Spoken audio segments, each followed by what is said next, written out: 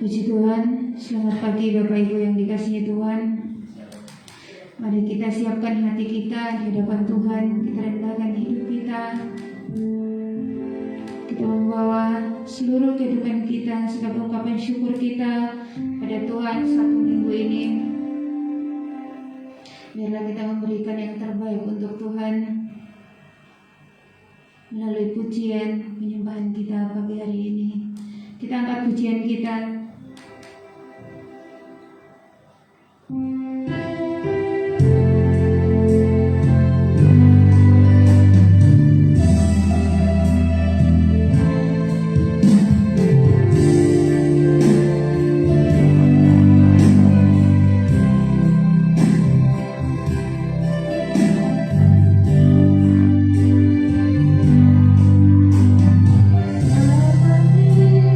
Wanita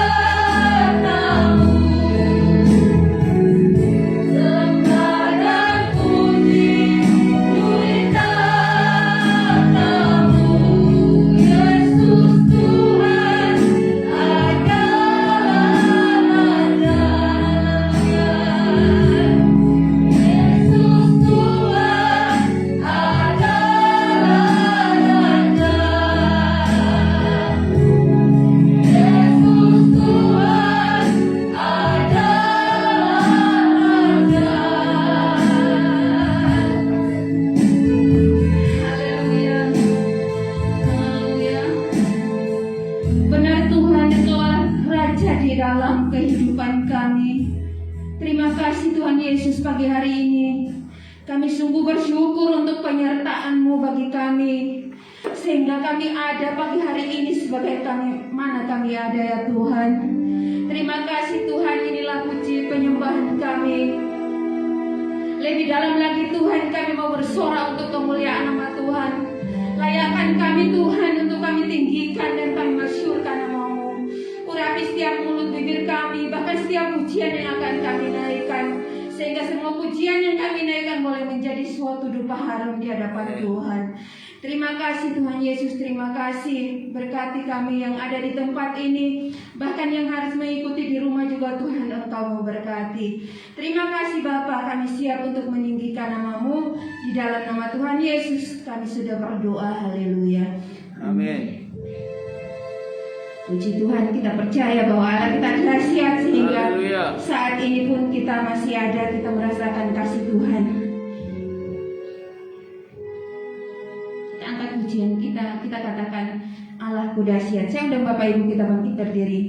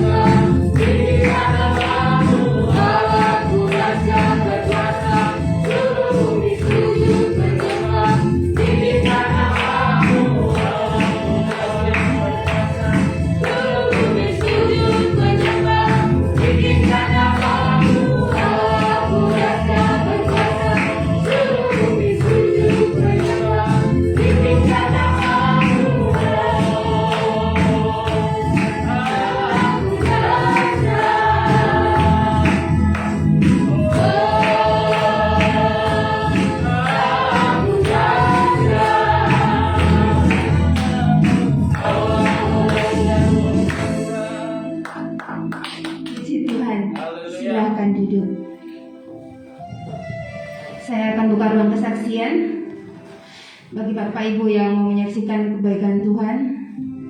sepanjang 1 minggu ini. Namun sebelumnya mempersiapkan diri, kita angkat satu pujian terlebih dahulu.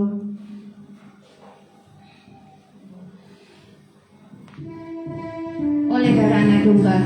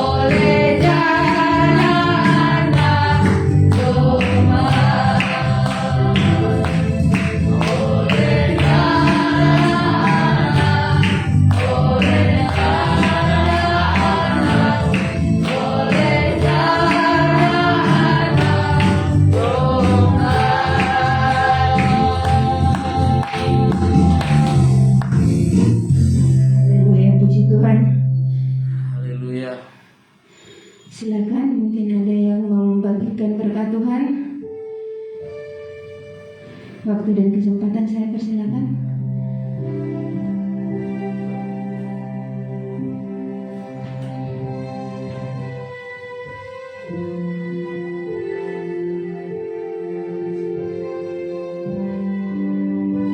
Selamat pagi Bapak Ibu yang dikasihi Tuhan Yesus Kristus.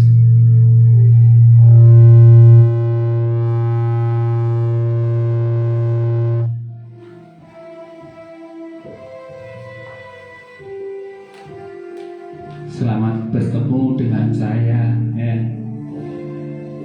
Kalau saya menyaksikan kasih Tuhan dan kemurahan baik dalam pelayanan maupun dalam kesaksian, banyak sekali. Kalau saya melihat seperti ini, Bapak Ibu, Saudara, khususnya bagi gembala sidang, ya, Bapak Pendeta David, memang seperti inilah pelayanan itu, ya. Saudara, selama 1 minggu saya, ya sebenarnya secara manusia itu saya mengeluh sambat sama Tuhan. Tapi saya berpikir, mengapa saya seperti itu?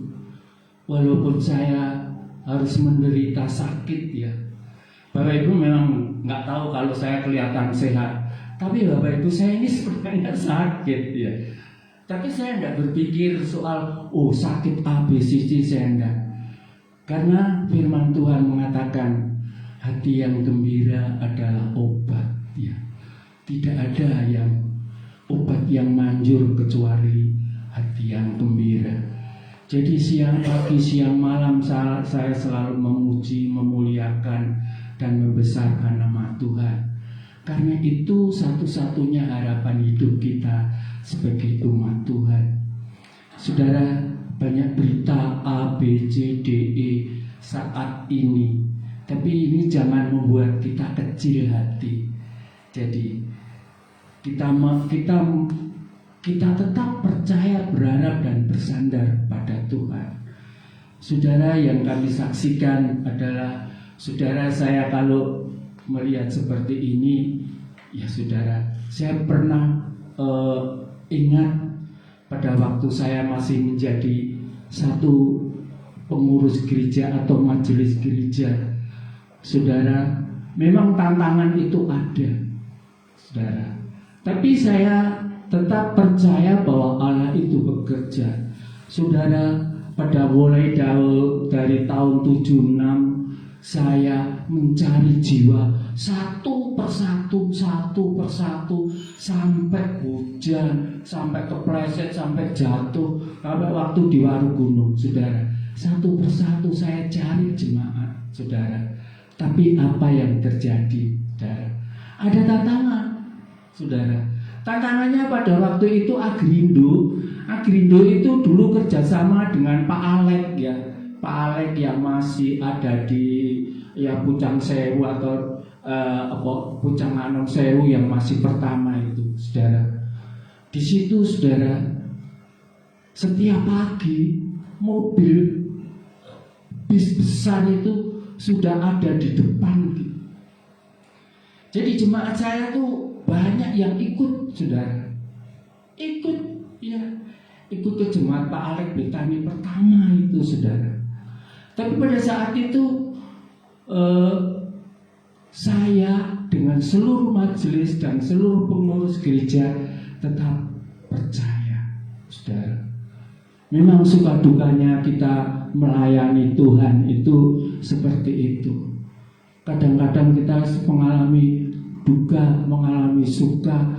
Pernah, saudara, saya baru datang dari kerja hujan, saya sudah disusul orang, Pak Sugiman, kenapa? Oh, Bapak A itu begini, Bapak B itu begini. Bagaimana? Apakah kita tidak mau datang kepada mereka? Datang, saudara. Jadi, saudara-saudaraku yang dikasihi Tuhan, marilah kita bersatu hati. Marilah kita tetap berdoa. Kita percaya ada suatu perkembangan yang luar biasa, saudara, di jemaat ini kalau kita mau bersatu. Satu hal yang saya saksikan begini, Bapak Ibu. Waktu itu jemaat saya itu semua itu pendatang. Waktu itu pendatang semua, tidak ada jemaat yang tidak pendatang. Asli pribumi itu susah sekali. Tapi saudara, setiap hari Minggu sore itu ada persekutuan. Nah, di dalam persekutuan itu, saudara, kita yakin Tuhan beri gereja, Tuhan supaya saya bisa beli rumah, beli tanah, beli rumah. Saudara, selama 10 tahun, kurang lebih 10 tahun doa dengan sungguh-sungguh. Jadi jemaat saya itu satu persatu memiliki rumah sendiri. Saudara-saudara, kalau kita mau bertekun percaya kepada Tuhan Yesus Kristus, memang pelayanan itu memang banyak tantangan, tapi kita percaya bahwa Allah memiliki rencana yang besar dan luar biasa di tempat ini. Jadi jangan kita takut, percaya. Memang kita membutuhkan ketekunan, kita membutuhkan kesungguhan, kita membutuhkan satu persatuan dalam iman dan percaya.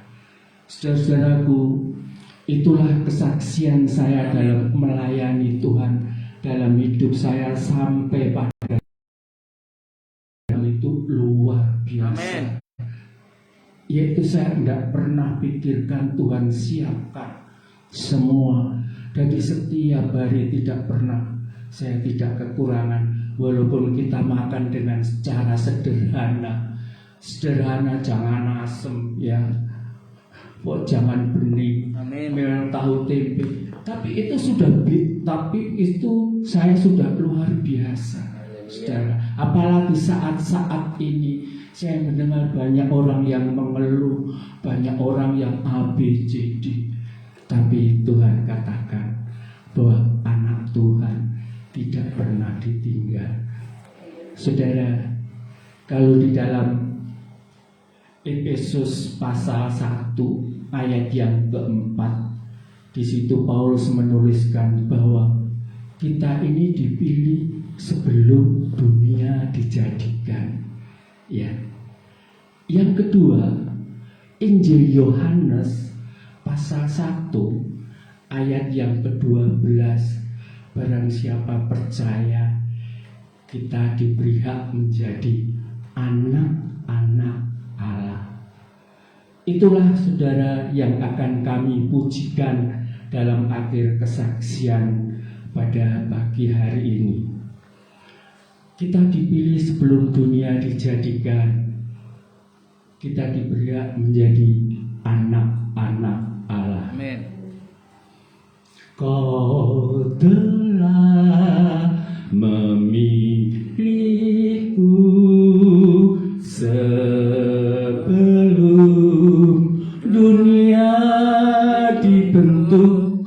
Betapa aku bersyukur padamu, ya Tuhan Allahku. Kau telah memilihku sebagai anak kerajaanmu. Betapa aku bersyukur padamu karena perbuatanmu.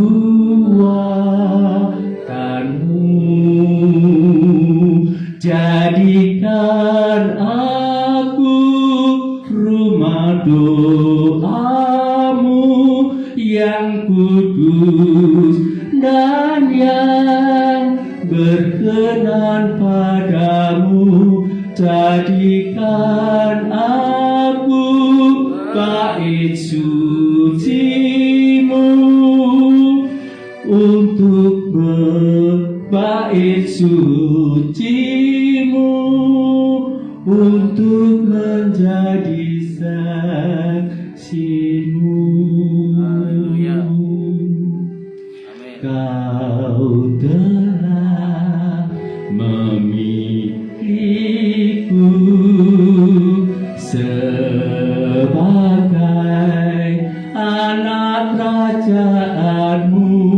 Betapa aku bersyukur padamu atas perbuatanmu. Jadikan aku bait sucimu yang kudus dan yang tiada taranya. Jadikan aku misbah doa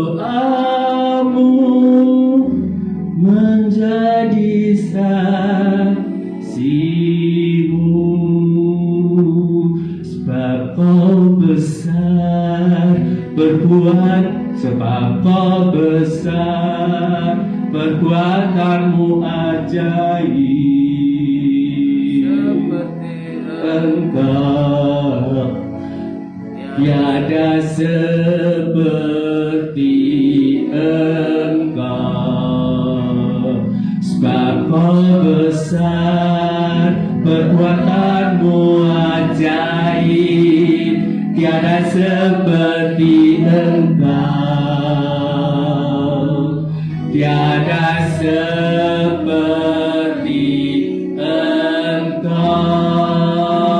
Yuk, Bapa besar perbuatanmu ajaib, tiada seperti Engkau,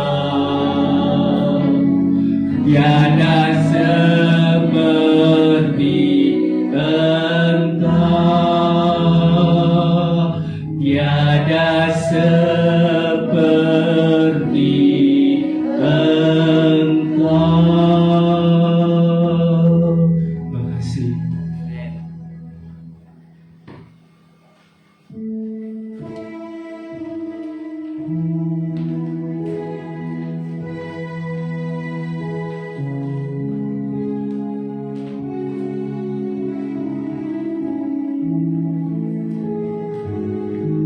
Puji Tuhan. Masih ada lagi yang mau membagikan berkat Tuhan?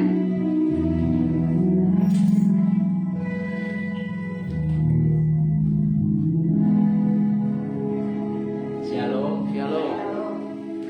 Ya, saya bersyukur pada Tuhan. Mulai dari tanggal 25 Juli saya sakit ya. Sakit sampai panas gitu ya. Panas terus kaki saya nyeri gitu ya. Di tempat kerja itu pas pulang tempat kerja itu sudah badannya nggak enak gitu. Jadi disuruh papa untuk tidur ya. Pas besoknya tak suruh temanku untuk gantiin aku kerja gitu ya. Waktu pas hari Seninnya itu masih nggak enak badan ini, tapi tak paksakan untuk bekerja gitu ya. Akhirnya walaupun rasa nggak enak gitu, tetap tak paksakan gitu ya. Waktu sampai jam 10 malam itu kayak, waduh, kayak rasanya kayak nggak enak gitu ya. Sampai biasanya juga tak paksakan juga sambil ya minum obat. Terus aku tanya kepada bapak ya, apa nggak pingin kerja dulu, apa hari sakit ngantuk juga gitu. Kalau bapak ngomong ya, berdoa aja dulu, minta kesembuhan pada Tuhan. Nah, di situ aku berpikir ya, sudah jarang ya aku berdoa ya, sudah jarang berdoa dan membaca Alkitab itu sudah jarang. Dan setelah dikatakan oleh papaku itu, aku teringat, oh iya, selama ini aku menjauh dari Tuhan ya. Aku nggak pernah berdoa ya. Yang sebelumnya kan aku berangkat kerja itu aku selalu berdoa, sebelum tidur aku juga selalu berdoa. Nah, yang sekarang itu udah hilang gitu ya, udah nggak pernah berdoa lagi. Dan penyakit ini mengingatkan aku untuk selalu berdoa kepada Tuhan ya, untuk selalu dekat untuk kepada Tuhan. Setelah aku berdoa itu, menjelang hari demi hari itu, aku merasa ada kekuatan yang baru dari Tuhan. Semenjak itu penyakitku yang panas itu sudah sembuh, nyeri kaki udah sembuh. Tinggal yang batuk ini ya, kalau masih berkata-kata sama orang itu masih nyanyi sedikit batuk ya. Lalu aku berdoa pada Tuhan, Tuhan tolong sembuhkan batukku. Terus di dalam pikirku ini, di dalam ingat ada yang mengatakan bahwa baca baca Alkitab gitu ya. Ya udah aku baca Alkitab setiap hari 5 pasal ya. Setiap hari 5 pasal. Setiap aku membaca kitab, membaca firman Tuhan itu gak pernah batuk ya. Pas aku berkata-kata sama orang lain sedikit langsung batuk. Tapi ketika aku membaca Alkitab itu sepanjang 5 pasal itu aku nggak pernah batuk sama sekali ya sepanjang ini. Dan aku bersyukur pada Tuhan telah dilawat oleh Tuhan dan diberi kekuatan dan kesembuhan ya Pak.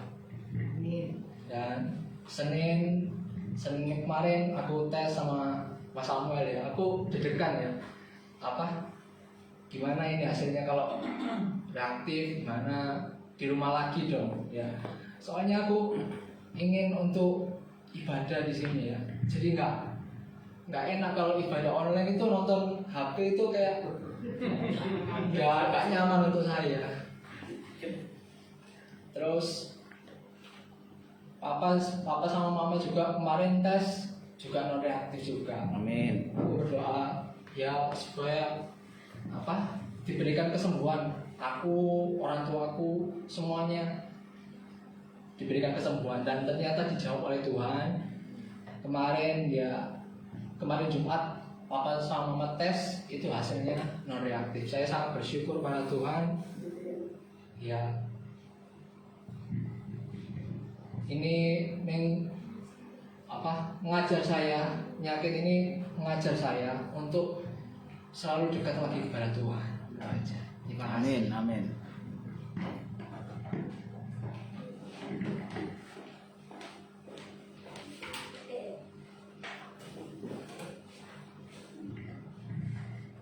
Puji Tuhan, kesaksian dari Koko Jojo yang memberkati kita. Kita harus percaya bahwa Tuhan izinkan segala sesuatu terjadi atas hidup kita itu ada hikmatnya. Tuhan mungkin mau membentuk hidup kita kembali ke cinta mula-mula kita kepada Tuhan kalau kita sudah berpaling dari Tuhan. Puji nama Tuhan. Saya akan tutup ruang kesaksian dan kita akan mempersiapkan hati kita untuk menerima kebenaran firman Tuhan. Kita percaya bahwa kasih Tuhan tetap abadi dalam hidup kita. Dia tidak akan pernah berubah selagi kita masih tetap berharap kepada Tuhan. Hanya Tuhan saja yang sanggup memelihara hidup kita. Kita senantiasa andalkan Tuhan di dalam hidup kita, karena Dia yang sanggup menolong kita dalam keadaan apapun. Amin. Kita katakan, Tuhan selalu menolongmu.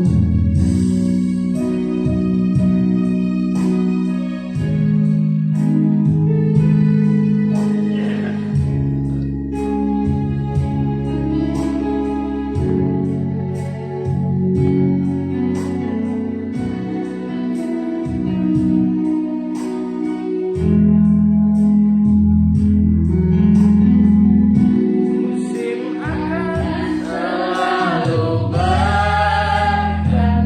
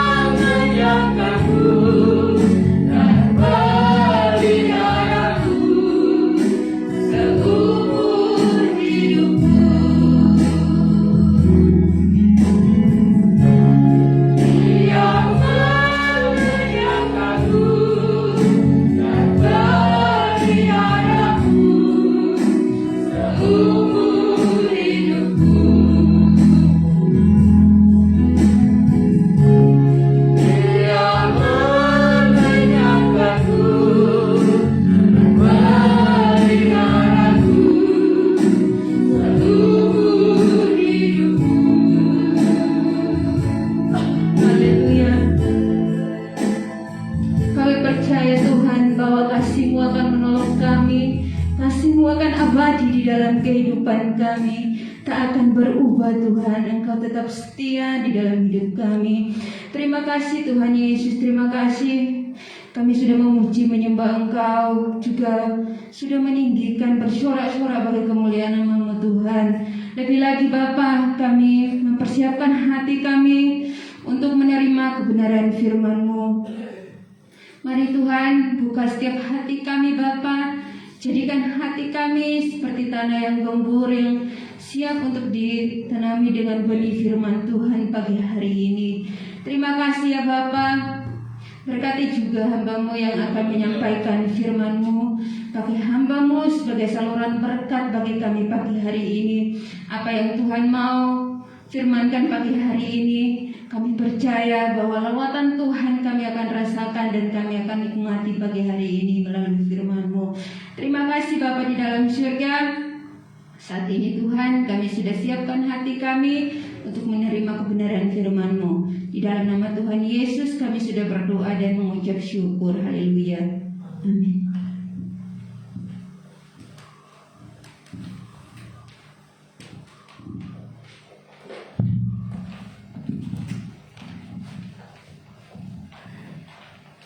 Shalom alaikum Besam Yesua HaMasiah. Puji Tuhan. Selamat pagi Bapak Ibu yang dikasihi Tuhan. Hari ini kita kembali beribadah. Jujur sebenarnya hari ini saya sangat tidak bisa berkonsentrasi ya. Karena dua orang terkasih saya dipanggil Tuhan dalam jarak yang sangat pendek, hanya dalam tempo 4 hari. Malam tadi Pak Lukas dipanggil Tuhan. Ya, hari ini siang nanti setelah ibadah mungkin sekitar jam 10 atau setengah 11 kita akan mengadakan ibadah pemakaman di pemakaman perumahan ini. Namun sebelumnya kita akan mendengarkan firman Tuhan Bapak Ibu. Kita akan belajar dari satu kalimat ini, jangan egois. Bapak Ibu, kita pastinya sudah paham ya dengan kata ini. Tidak ada yang asing dengan kata ini. Egois itu adalah satu sikap yang selalu mementingkan dirinya sendiri, yang berlebihan dan tidak peduli dengan penderitaan orang lain. Sikap yang selalu mementingkan diri sendiri. Kalau Bapak Ibu ketemu dengan orang seperti ini, senang enggak? Jengkel ya, pastinya jengkel. Tapi jangan-jangan kita sendiri adalah orang yang egois ya. Mari kita belajar Bapak Ibu. Egois itu berasal dari bahasa Yunani, ya, berasal dari bahasa Yunani. Tulisannya ini ya. Itu bacanya ego. Itu e, gamma dan o. Nama tuh bacanya ego. Bahasa Indonesia artinya aku. Jadi egois itu semua yang tentang aku. Pokoknya aku. Itu kata egois ya Bapak Ibu ya. Nah, egois sendiri itu punya kekerabatan yang sangat dekat dengan narsisme dan selfish. Siapa yang suka narsis? Siapa yang suka selfie? Kayaknya semua ya. Daniel bilang semua. Banyak peristiwa terjadi saudara gara-gara selfie meninggal ya. Ada yang jatuh ke laut, ada yang jatuh dari atas gunung, ada yang kebaya kemenyek selfie di pinggir kawah ya. Jatuh masuk ke kawah, almarhum. Selfie itu ternyata bagian dari egois, bagian dari mementingkan diri sendiri. Kita mungkin hal yang wajar berkata, Pak selfie wajar lah, kan saya lagi pengen capture lah, pengen memfoto diri saya sendiri. Ini lagi ada momen bagus. Wah, saya sendiri juga karena kalau lagi momen di mana gitu. Kemarin yang vaksin dan donor darah juga selfie ya. Lagi vaksin, selfie. lalu ditunjukkan, di share di grup, di Facebook, di Instagram, oh ini orang lagi vaksin.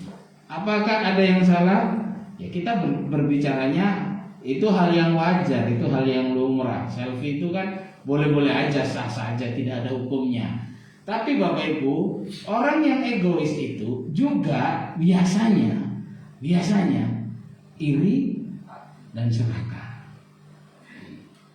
Jadi orang yang egois juga di dalam dirinya itu ada rasa iri dan serakah. Serakah, pengen, pokoknya semua buat aku, tidak peduli dengan orang lain. Kamu, ya nanti, aku dulu, kamu belakangan, nek ono sisai. Itu orang yang egois, Bapak Ibu. Nah, penelitian, dan saya kira kita semua bisa paham ini, bahwa egoisme terbentuk dari sejak dini karena perlakuan orang tua terhadap anak. Satu, dimanja. Anak yang suka dimanja kelak tumbuh jadi anak yang egois, jadi orang yang egois, semua dituruti. Jadi dia merasa, oh saya harus diutamakan, saya harus mendapatkan prioritas. Kalau melakukan kesalahan tidak pernah ditegur. Saya mau sampaikan sedikit ini, mungkin Bapak Ibu pernah melakukan ini, atau pernah menerima perlakuan ini, atau pernah melakukan perlakuan seperti ini. Kalau anak yang jatuh ya, nangis kan, nangis. Ini sering orang tua. Sing dipukul apa? Lantainya. Lantainya nakal ya. Iya enggak? Iya enggak? Karena anaknya nangis. Kalau jatuh dia kebentuk kursi misalnya, kursinya dipukul, kursinya nakal ya. Bapak Ibu, tanpa kita sadari sebenarnya, secara psikis kita sedang membentuk anak ini menjadi pribadi yang egois, nggak mau disalahkan. Pokoknya aku benar, pokoknya semuanya harus aku, pokoknya aku harus yang diutamakan, aku harus dapat prioritasnya. Tidak peduli dengan orang lain, tidak peduli dengan kesulitan-kesulitan orang lain. Seperti kata egois, itu adalah sikap yang selalu mementingkan diri sendiri dan tidak peduli dengan penderitaannya orang lain, susahnya orang lain. Di Alkitab ada cerita tentang orang kaya dan Lazarus yang miskin. Bagaimana Lazarus itu mengemis di depan pintu gerbang orang kaya ini berharap mendapatkan makanan. Tapi orang kaya itu apa yang dia buat? Pesta pora, makan, makan. Dia nggak peduli dengan Lazarus yang di depan pintu rumahnya, yang sedang mengais makan dari remah-remah yang jatuh dari meja makannya. Akibat dari keegoisannya ini, kita tahu semua ceritanya, yaitu apa? Masuk neraka, Bapak Ibu. Tidak peduli dia masuk neraka. Jadi egois itu sebenarnya bukan sesuatu yang lumrah, yang wajar. Nah ini kita belajar sedikit dari ciri-ciri orang yang egois. Mungkin kita bisa mengoreksi diri kita. Jangan-jangan saya punya ini. Ya, satu, tidak merasa bersalah walaupun sudah merepotkan orang lain, sudah bikin orang lain susah, tapi menurut dia itu wajar, itu dia harus lakukan terhadap saya. Ada nggak yang kayak gini? Ada, ya. Berarti bagian dari egois, harus bertobat. Bapak Ibu, coba perhatikan diri kita. Kita bikin orang lain repot, kita bikin orang lain susah, tapi kita nggak merasa sungkan, kita nggak merasa bersalah. Santai aja. Emang dia harus berbuat begitu kepada saya? Nuntutnya, kamu harus berbuat baik sama saya. Tapi saya jangan dulu lah kalau berbuat baik. Yang kedua, selalu ingin diprioritaskan, dinomorsatukan dalam segala hal. Saya ada nggak ya? Koreksi masing-masing ya Bapak Ibu ya. Yang ketiga, susah menghargai hasil kerja orang lain. Tapi kalau hasil kerjanya, ini karena saya. Ini kalau tidak saya tidak bisa begini. Tapi hasil kerja orang lain, minor sekali nilainya, kecil sekali. Malah mungkin, kamu bisa apa? Selalu merasa dirinya benar. Jadi ini semua bukan dari saya, Bapak Ibu. Saya mencari referensi-referensi dari internet.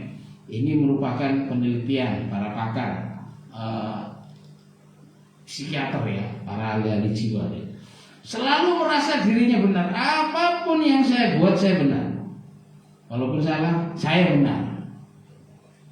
Orang lain benar, enggak, kamu salah, saya yang benar. Selalu merasa dirinya benar. Suka mengkritik, tapi tidak mau dikritik.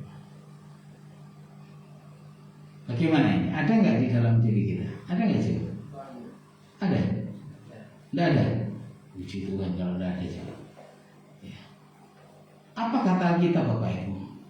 Suka mengatur orang lain, tapi tidak suka diatur. Ya oke. Catat baik-baik aja ciri-ciri itu, lalu kita coba renungkan dan kemudian kita lihat ke dalam diri kita, apakah saya punya ya sifat-sifat seperti tadi.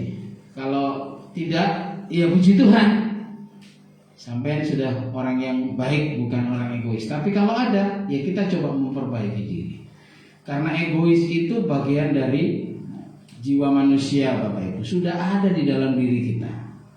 Sudah ada sejak lahir. Ya, egois dalam kadar tertentu itu baik, karena untuk melindungi diri.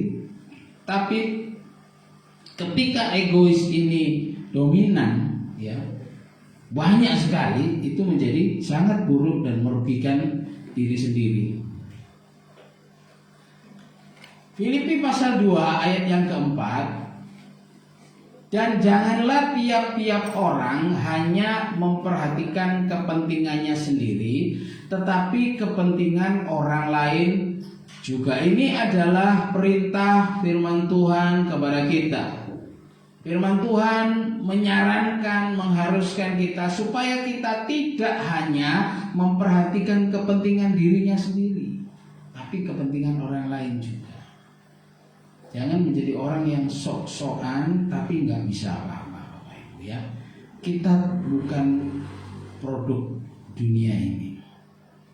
Egois yang kelewat banyak itu produk dunia. Saya nggak bisa bilang bahwa manusia tidak punya sifat egois, karena egois itu sudah ada di dalam diri kita. Setiap orang punya sifat egois ini, pasti punya.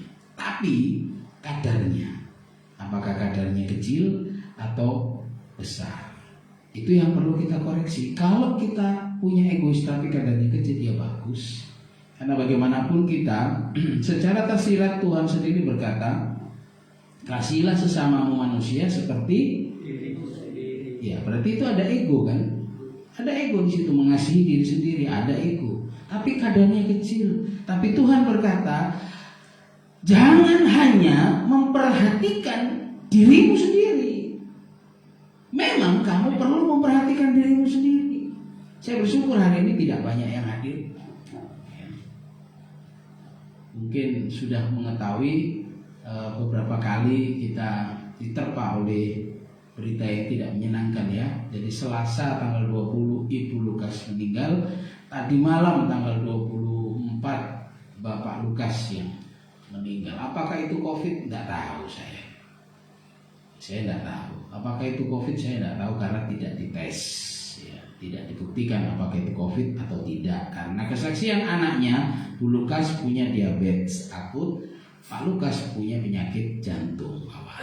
Apakah itu yang menyebabkan beliau meninggal? Tidak tahu. Yang saya tahu waktunya mereka selesai. Ya, waktu kita belum. Kita lanjutkan hidup kita. Kita akan mengubur hambanya Pak Lukas nanti siang. Tapi kita harus terus melanjutkan hidup dengan segala hal yang ada di dalam diri kita. Nah, salah satu pelajaran penting yang kita bisa lakukan dalam hidup kita selama kita masih hidup adalah mengikis sikap egois ini. Ya, mengikis, kita kurangi kalau itu terlalu banyak. Saya sampaikan di makam 4 hari yang lalu, 5 hari yang lalu. Ya, 4 hari yang lalu tanggal 21 kita makamkan Ibu Lukas. Setiap manusia pasti mati. Kita semua tunggu giliran kok. Tidak ada yang tidak mungkin bisa mati. Tidak ada di dunia ini. Kapan waktunya? Itu yang misteri. Tidak ada seorang pun yang tahu. Saya membaca berita nenek 93 tahun kena COVID. Kakek laki-laki. Ya, sudah dirawat masa kritis di rumah sakit, dia minta pulang. Dokter mengizinkan karena keluarganya juga memaksa. Di rumah bapak ini malah seger, sehat. Jadi apakah COVID membunuh? Bisa jadi memang dia jadi alat Tuhan untuk mencabut nyawa orang. Tapi itu semua atas kehendak Tuhan. Bukan kita nantang, enggak. Saya enggak ngajari kita nantang COVID. Saya enggak mungkin mati sama COVID. Tidak. Kita juga harus bijaksana, kita harus hati-hati, kita harus tetap jaga kesehatan kita. Dan apa yang disampaikan Pak Sugiman tadi, hati yang gembira itu adalah obat yang paling top, markotop di dunia ini. Tidak ada yang lain. Yang lain itu cuma menunjang, membantu. Vitamin-vitamin itu membantu kita, membantu daya tahan tubuh kita. Tapi hati yang gembira, hati, pikiran yang berfokus kepada Tuhan, itu menyembuhkan. Tadi Saksian Jojo baca Alkitab malah gak bantu. Bacanya sambil ngomong gak cuy? Bacanya sambil bicara gini atau cuma dalam hati? Ngomong ya, disebutkan ya, dibaca gitu ya maksudnya. Jadi Jojo membaca Alkitab gak bantu. Ngomong sama orang dikit aja. Ini kesaksian Jojo, bukan kesaksian saya. Artinya apa Pak? Ketika kita mau kembali kepada Tuhan, Tuhan itu benar-benar akan jadi batu, gunung batu kita yang melindungi kita. Gunung batu, jadi bukan gunung tanah, tapi gunung batu, kokoh, tidak akan tergoncang oleh apa. Ialah pelindung kita. Bapak Ibu, salah satu sifat yang Tuhan ingin kita miliki adalah menghilangkan diri dari egoisme. Ya. Tuhan sangat membenci sikap egois. Ayo kita baca ayatnya di Roma pasal 2, ayat yang ke-8.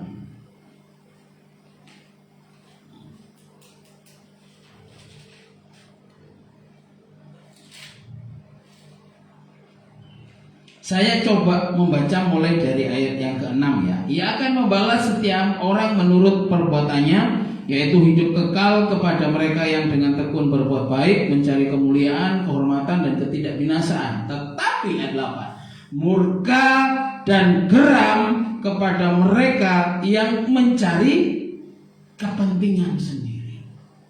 Orang yang hanya fokus kepada dirinya sendiri, Tuhan bilang murka dan geram Tuhan ada atas orang itu. Kita mendengar orang kesusahan, kita mendengar orang menderita, kita tahu. Kita tidak hanya mendengar, kita tahu. Tapi kita tutup mata, tutup telinga, lipat tangan, tidak peduli dengan kesusahan orang. Itu mementingkan dirinya sendiri. Itu egois. Dan apa kata Alkitab? Murka dan geram kepada mereka. Menjadi sebuah peringatan bagi kita sendiri untuk kita sadari, apakah saya egois ya? Apa saya cuma mementingkan diri sendiri ya? Kalau iya, kalau Anda aku berarti termasuk golongan egois. Cepat bertobat Bapak Ibu. Cepat kembali kepada Tuhan. Walaupun egois itu ada di dalam diri kita, bukan berarti tidak bisa dirubah. Karena yang dirubah itu apa? Kadar keegoisan kita. Harus di titik terkecil. Tetap kita mengasihi diri sendiri. Ada itu, tapi bukan sebuah melampaui batas. Tidak menjadi yang paling maksimum di dalam hidup kita. Tapi hanya sebuah skala kecil. Bapak Ibu, Tuhan sangat tidak menyukai orang yang egois. Orang yang egois itu pasti ada iri hatinya. Orang yang egois itu pasti ada serakahnya. Ya, karena maunya buat saya. Saya dulu, kamu baru kamu berikutnya. Saya dulu. Kamu nanti, kalau masih ada buat kamu, kalau tidak ada ya sudah, buat saya. Harus diutamakan, ya. Kita baca ayat ini, Yakobus 3 ayat 16. Ternyata egois itu mendatangkan kekacauan. Yakobus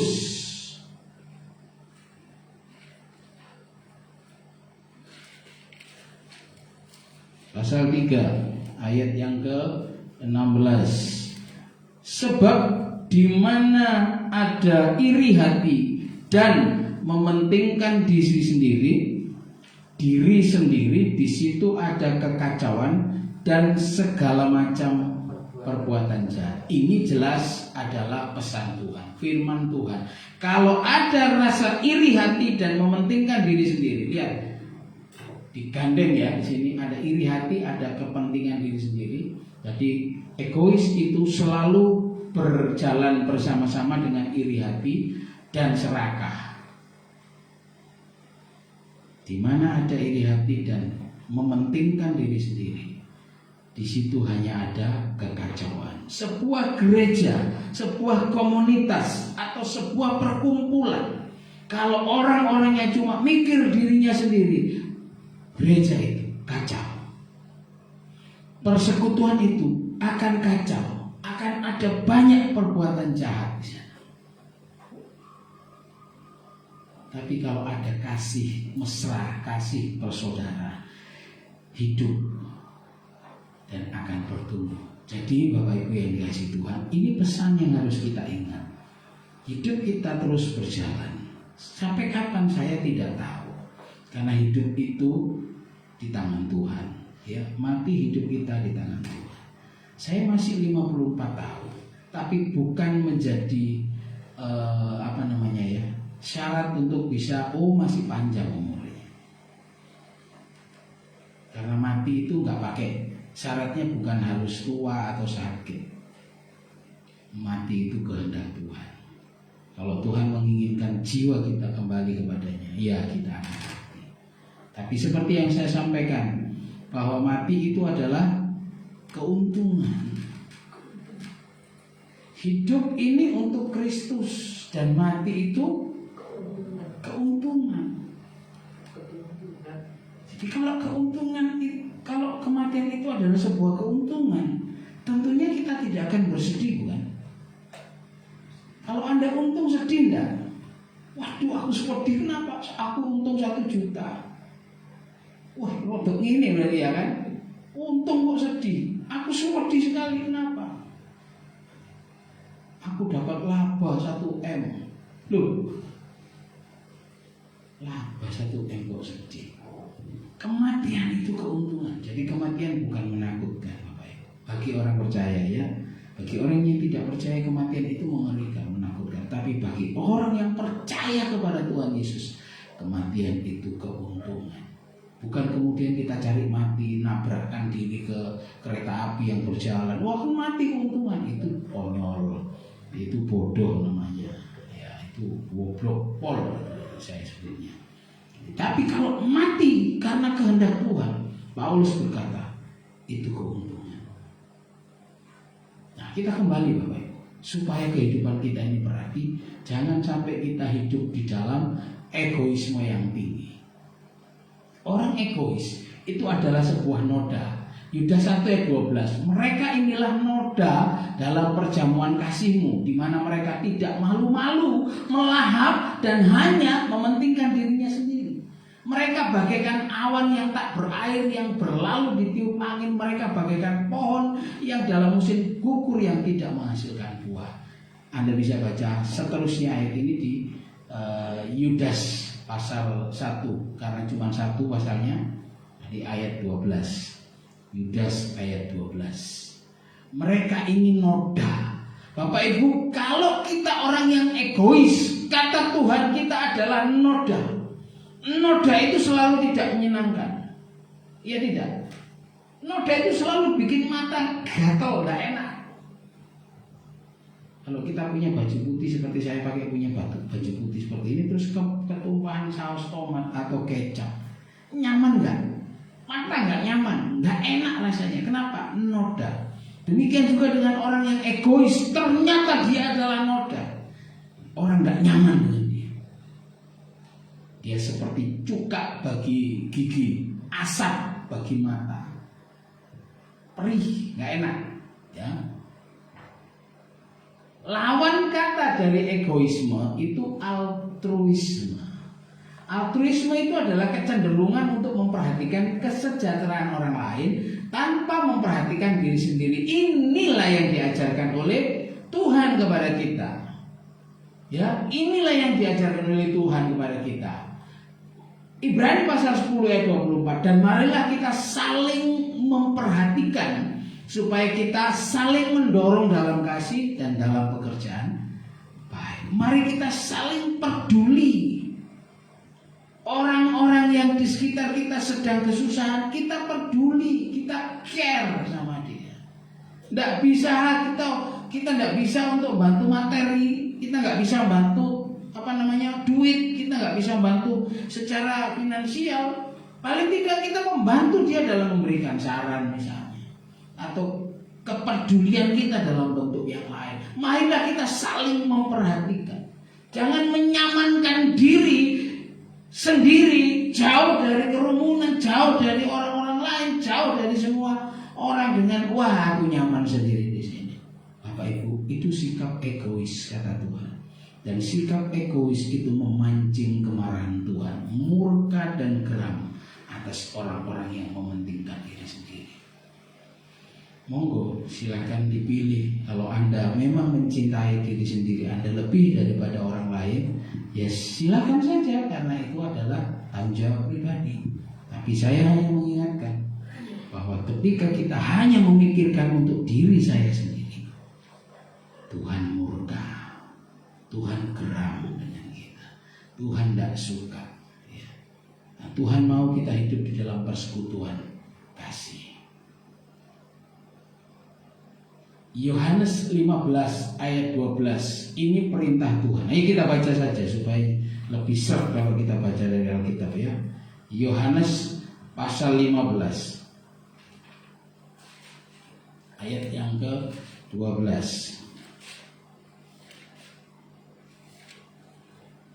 Inilah perintahku. Pakai huruf besar, ini artinya yang ngomong Yesus. Jadi tidak diwakilkan, tapi Yesus sendiri yang ngomong. Inilah perintahku, yaitu supaya kamu saling mengasihi. Ukurannya apa? Seperti aku telah mengasihi kamu. Yesus tidak pernah egois. Bahkan ketika dia mengalami ketidakadilan pun, dia masih menolong orang lain. Ingat ketika mereka ditangkap di Taman Getsemani, Petrus mengambil pedangnya, telinga hamba imam besar yang namanya Malkus dipotong sama dia. Saya nggak habis pikir juga sama si Petrus ini loh, kok dipotong kok telinganya, lah kok gak lehernya bisa gitu lah ya, kok telinganya yang dipotong. Dalam kondisi seperti itu loh Tuhan ambil telinganya yang kepotong tadi, pincuk namanya, lo kelek dan berfungsi, lengket dan berfungsi dengan baik. Mungkin bekas-bekas darah masih menetes di pipinya ya, di lehernya, tapi kupingnya nempel lagi. Dalam kondisi seperti itu Tuhan masih memikirkan kebaikan orang lain. Ketika dia sudah menjelang ajar di atas salib, siapa kemarin namanya? Dismas ya. Tuhan, ingatlah akan aku ketika Engkau kembali sebagai Raja.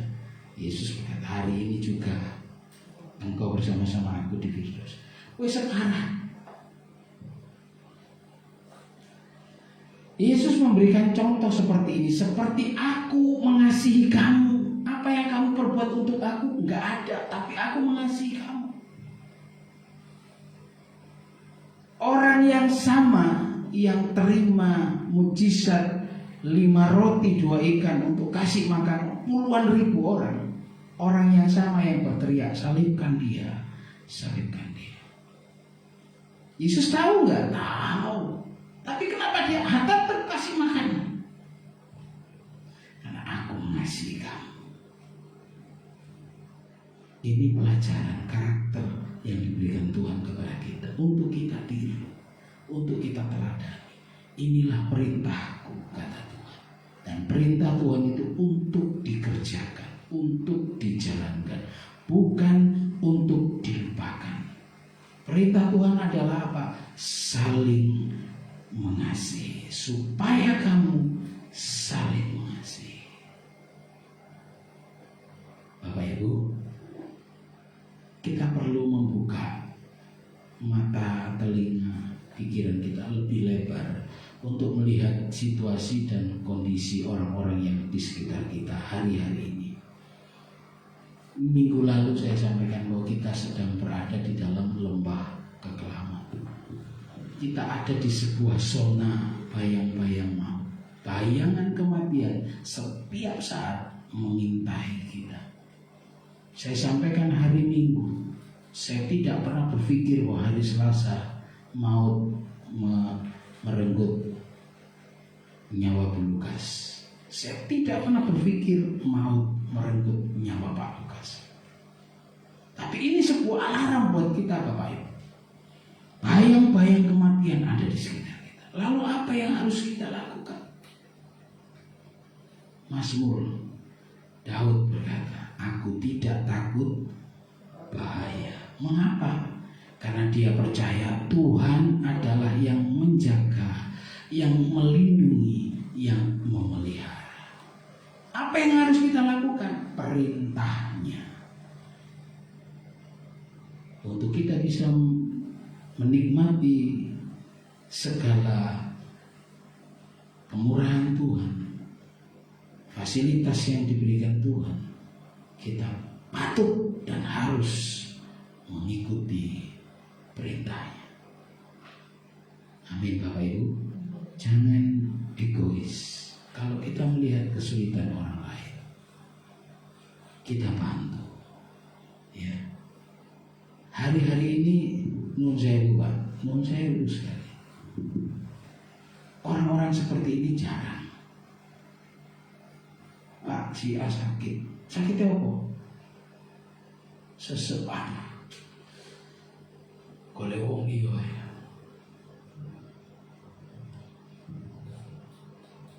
Sudah mulai kehilangan rasa empati. Saya nggak berani resiko Pak. Saya sepanjang malam berbincang-bincang dengan pengurus-pengurus RW, ya, karena kami mencari ambulan. Jadi sebelum Bapak Lukas dipanggil Tuhan itu, Pitron dari sore sudah menghubungi kami. Bapak lemes, ya, Bapak ngedrop, butuh ambulan untuk bisa dibawa ke rumah sakit. Saya cari ambulan, mungkin lebih dari 10 nomor telepon yang bisa saya hubungi untuk bisa dapat ambulan. Ada ambulan, tapi swasta, bayar. Berapa bayarnya?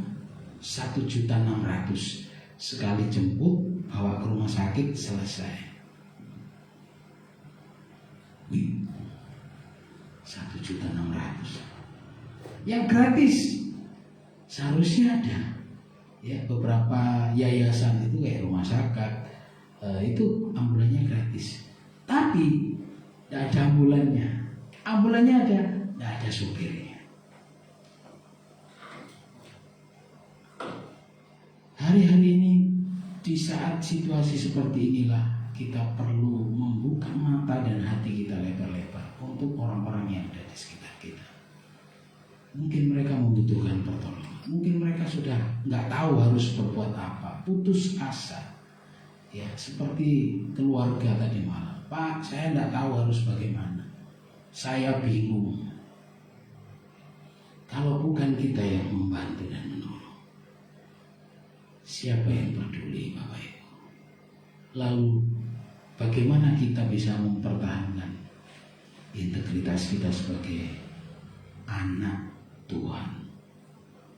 Karena Tuhan berkata, inilah perintahku, supaya kamu saling mengasihi.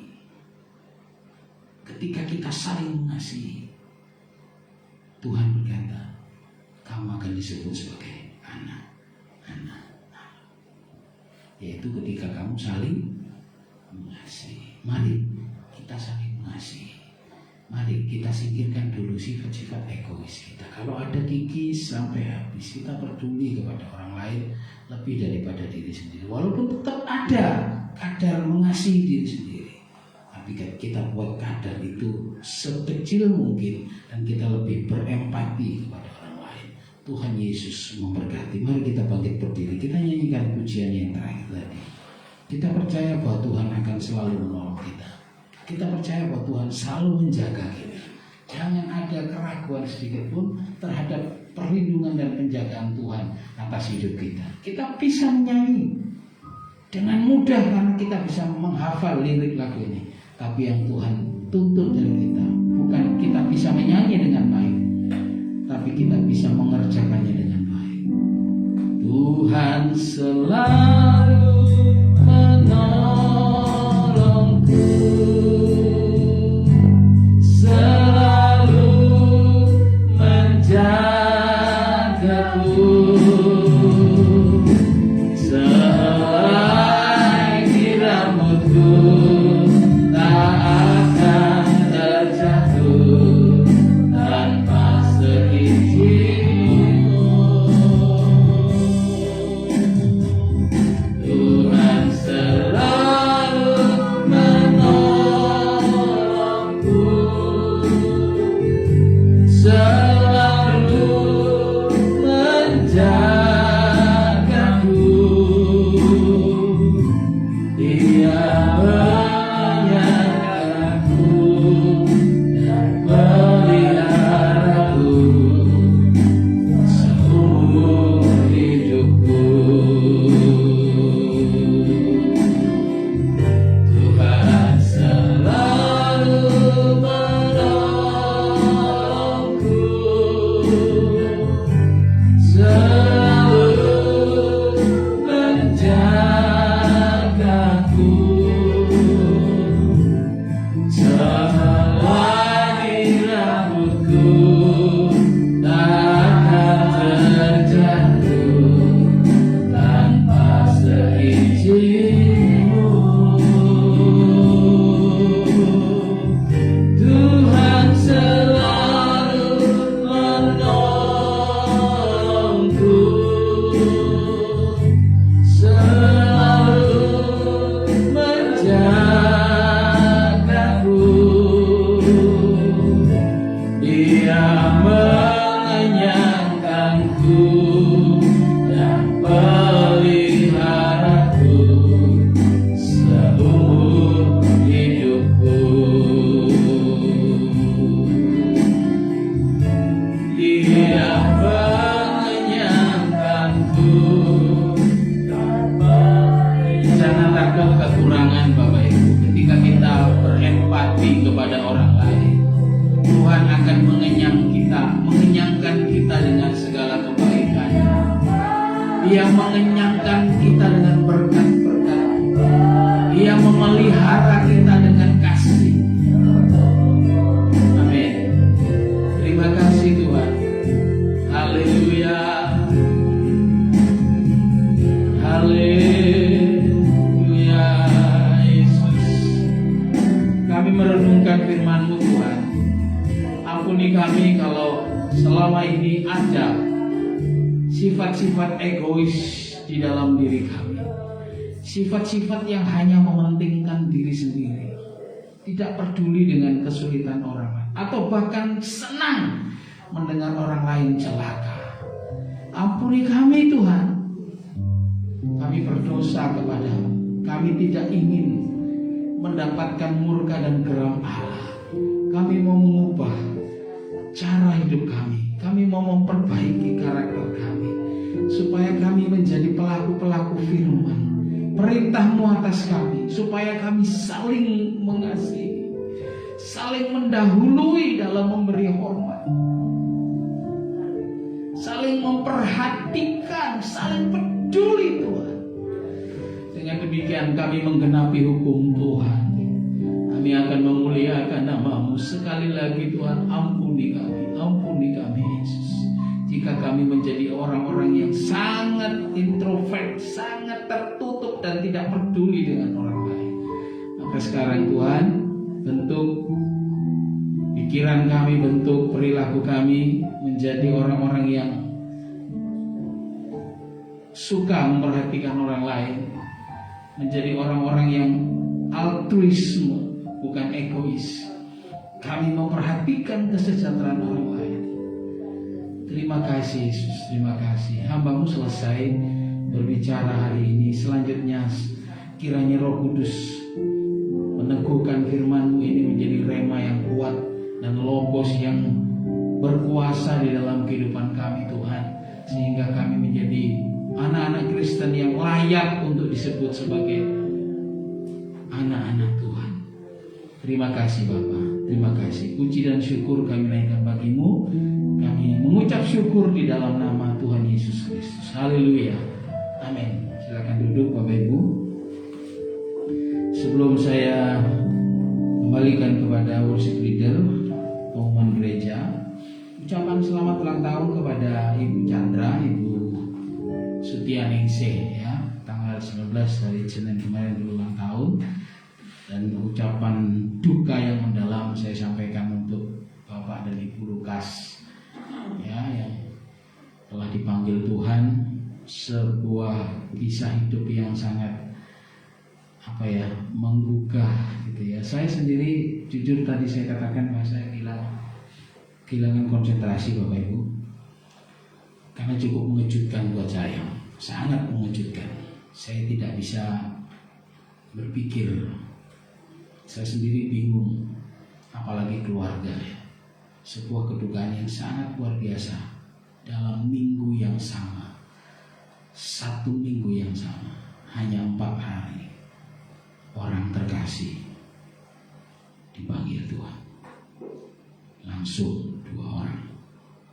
Ya, jadi saya menyampaikan di sini sebagai penghormatan terakhir kita kepada beliau.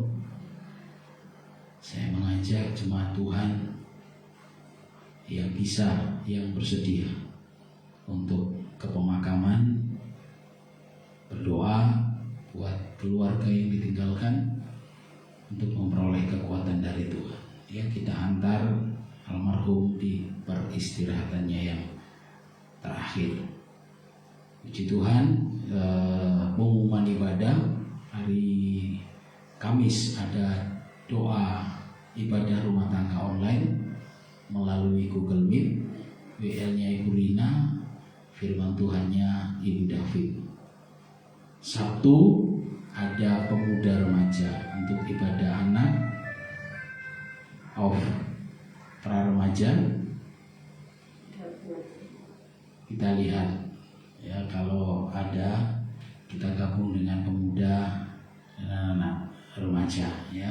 Dan minggu depan kita akan kembali beribadah di minggu pertama bulan depan, bulan Agustus.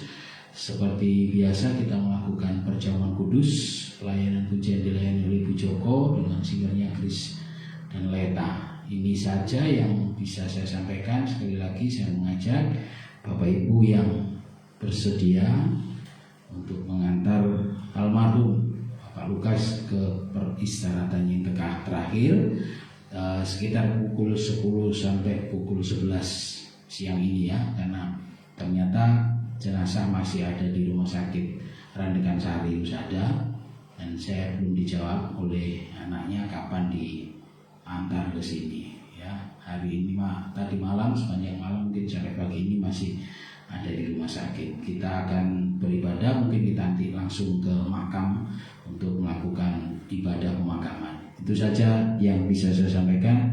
Tuhan Yesus memberkati.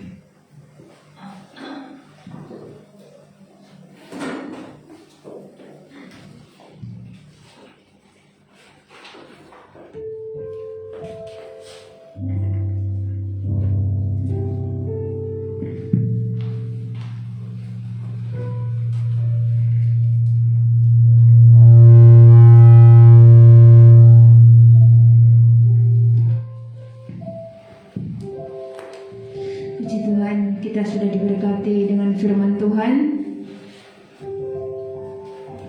dan saatnya kita akan memberikan yang terbaik. Sudah disiapkan persembahan. Nanti dengan kasih Kristus, Selo sama Gracia untuk menjalankan persembahannya.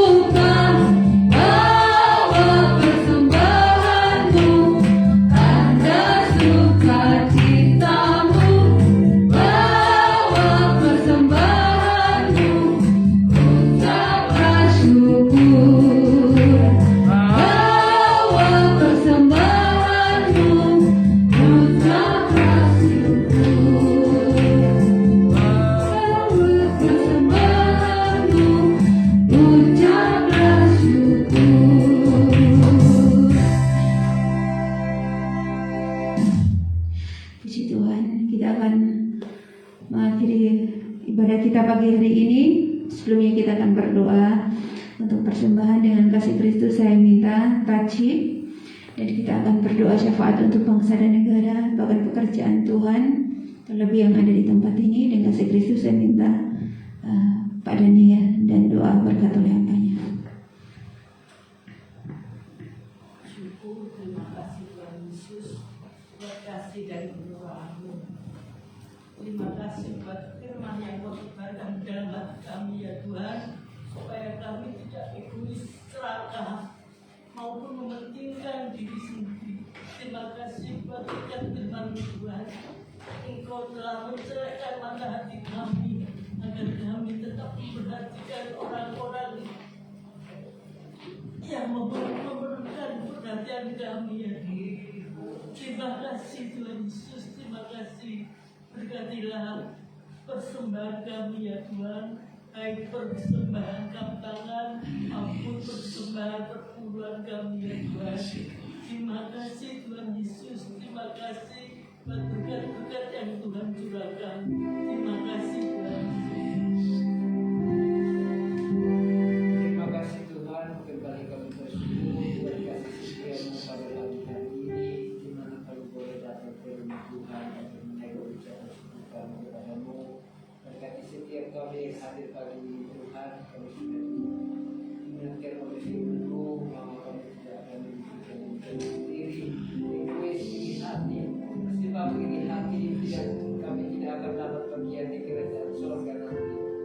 Terima kasih Tuhan, tidak sembarangan berdoa bahwa hal-hal yang tidak mengenal Yesus Kau katakan Yesus.